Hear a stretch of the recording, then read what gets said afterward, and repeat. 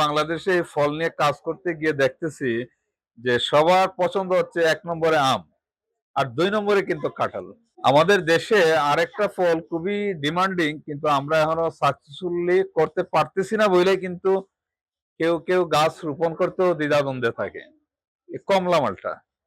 কিন্তু আমাদের এই যে হচ্ছে না, হ্যাঁ, ইনশাল্লাহ আমরা কেন হচ্ছে না এগুলাকে আমরা আইডেন্টিফাই করেছি এবং কি করলে এটা হবে এটাও আমরা সেই ব্যবস্থা এখন করে দিচ্ছি। আমাদের দেশে এখন পর্যন্ত সরকারি পর্যায়েও এই কমলা মালটার চারাগুলা জাম্বুরার রুটের উপরে গ্রাফটিং করা হয়। এটাই হচ্ছে সবচেয়ে প্রতিবন্ধকতা। এটা যদি আমরা দূর করি তাহলে আমাদের 50% কাজ সফল হয়ে যাবে। এরপরে যেটা করতে হবে, আমাদের কোন জাতটা কোন রুটে করতে হবে এইগুলা নির্বাচন করলেই ৩-৪ বছরে সাকসেসফুলি আমের মতো কমলা মালটা হবে।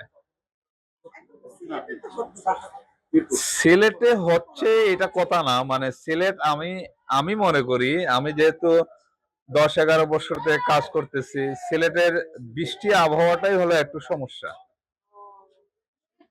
কিন্তু এটা আবার যদিও রাজশাহী অঞ্চলে আম প্রচুর হচ্ছে, আমার বিশ্বাস রাজশাহী অঞ্চলেও এটা সাকসেসফুলি হবে কমলা মালটা।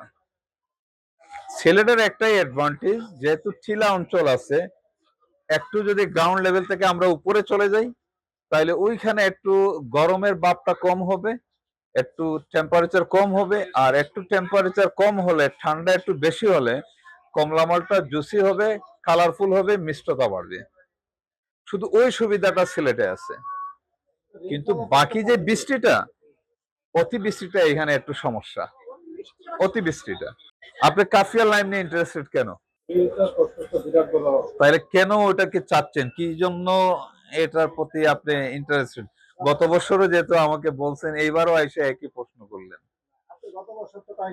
গাছ ছিল, হ্যাঁ, আমার এখানে ফল সহ গাছও ছিল। হুম, এটা ইন্টারেস্ট হচ্ছে একটা হচ্ছে আপনাদের মধ্যে আর কি, মানে ভ্যারাইটি হলো। আরেকটা হচ্ছে এটা তো কালিনারি আরেকটা ব্যবহার আছে, এটা আরেকটা দ্বিতীয় কারণ। হ্যাঁ, যেমন আপনাদের ছাত্ররা, হ্যাঁ, তারা লেবু, হ্যাঁ, এরকম একটা ফিল্ড আরেকটা আইটেম। ওটা মূলত থাই এবং চাইনিজরা, জাপানিজরা পাতাটাকে বেশি তারা সালাদ টালাদে এবং রান্নাতেও এটা ব্যবহার করে। এটা অসাধারণ একটা সুঘ্রাণ হয়। আমার বাসাতে ওটা চলে।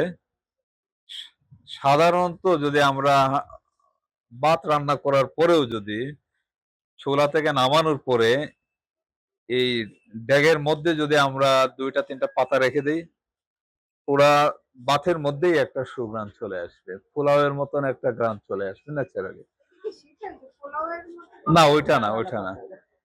এবং এটা এটা ওই যে থাই চাইনিজ এরা খুব বেশি স্যুপ টুপ বা এই ধরনের চাউমিন নুডলস এ ধরনের খাবারের মধ্যে ওর পাতাগুলা বেশি ওরা ইউজ করে। এমনকি এটা ইন্টারন্যাশনাল মার্কেটে আমাজনেও ১ কিলো পাতার দাম ১১,০০০ টাকা। কতবার দেখলাম আপনার এখানে হ্যাঁ, অনেক এই ধরনের লিভস আছে যেগুলা যেমন কারি লিভস, কাফিয়া লাইম, এগুলা ইন্টারন্যাশনালি ভালো ডিমান্ড। এই যে আমাদের করসল, সাওয়ারসফ, এগুলা ১৪-১৫ হাজার পর্যন্ত কিলো বিক্রি হয়।